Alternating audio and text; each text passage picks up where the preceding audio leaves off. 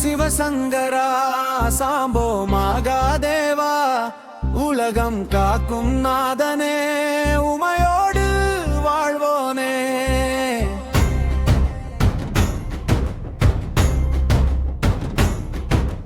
சிவசங்கரா சாம்போ மகாதேவா காலத்தை வென்ற கண்பரனே கருணை வடிவானே.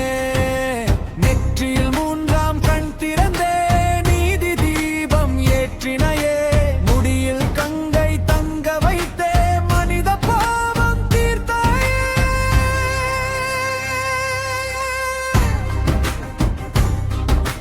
பாம்பும் பூவும் அணிந்த தெய்வம் பசுபதி பரமேசா ஓம் நம சிவாய மந்திரம் உள்ளம் முழுதும் ஓசையா. சிவசங்கரா